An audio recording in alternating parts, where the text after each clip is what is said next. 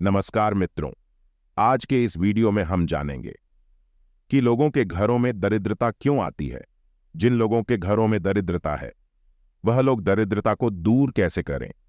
आखिर लोगों के घरों में दरिद्रता क्यों आती है और दरिद्रता को दूर करने के उपाय के बारे में भी बात करेंगे।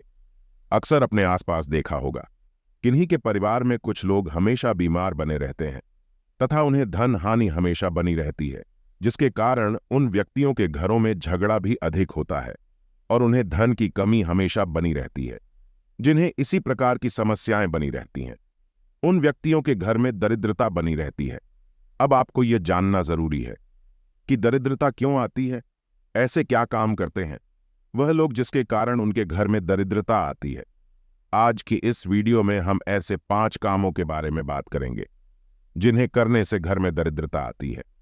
दरिद्रता उन्हें के घरों में आती है जिसका रसोई घर शाम के समय गंदा पड़ा रहता है, क्योंकि रसोई घर एक ऐसी जगह है जहां पर मां अन्नपूर्णा के साथ माता लक्ष्मी का भी वास होता है। अगर आप वहां पर गंदगी रखोगे तो माता लक्ष्मी और अन्नपूर्णा आपसे हमेशा क्रोधित रहेगी, जिसके कारण आपके घर में हमेशा दरिद्रता बनी रहती है। इसलिए शाम का खाना बनाने के बाद अपने रसोई घर की सफाई अच्छी तरीके से करें। अगर आप ऐसा करोगे तो माता लक्ष्मी और अन्नपूर्णा आपसे प्रसन्न हो जाएगी, जिससे हो सकता है कि आपकी दरिद्रता धीरे धीरे समाप्त होने लगे।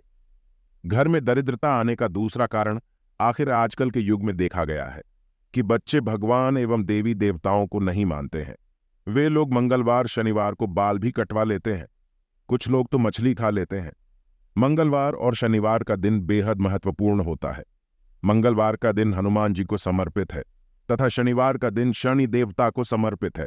हनुमान जी और शनि देवता को बहुत जल्दी क्रोध आता है और जो लोग शनिवार और मंगलवार को इन नियमों का पालन नहीं करते हैं, जिसके कारण उनके घरों में दरिद्रता बनी रहती है और उन व्यक्तियों पर शनिदेव और हनुमान जी की कृपा कभी भी नहीं होती है।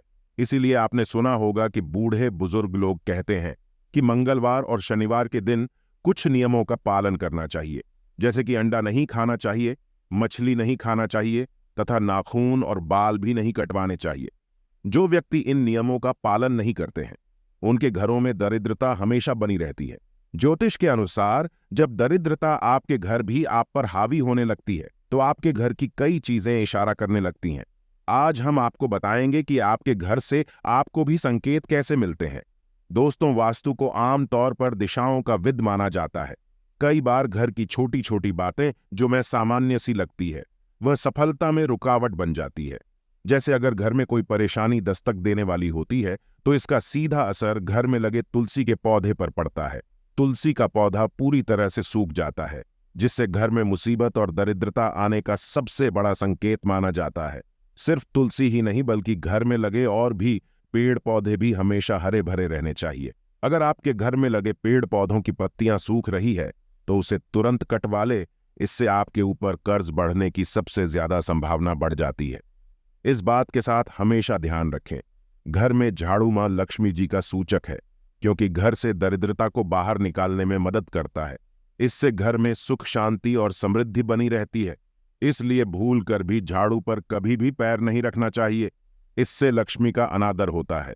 इसीलिए झाड़ू को पैर नहीं लगना चाहिए, क्योंकि व्यक्ति के दुर्भाग्य को आमंत्रण देता है और गरीबी से दूर रहना है तो नाश्ता करने से पहले घर में झाड़ू अवश्य लगा लीजिए, या आपके लिए शुभ साबित हो सकता है। झाड़ू को कम सीधा करके नहीं रखना चाहिए, हमेशा लिटाकर ही रखें। झाड़ू को खड़ा रखने से घर में क्लेश बना रहता है और कभी सुख शांति का वास नहीं होता। यह तो आपने जान लिया कि दरिद्रता क्यों आती है। इसीलिए आपको भूलकर भी इन 5 कामों को नहीं करना चाहिए।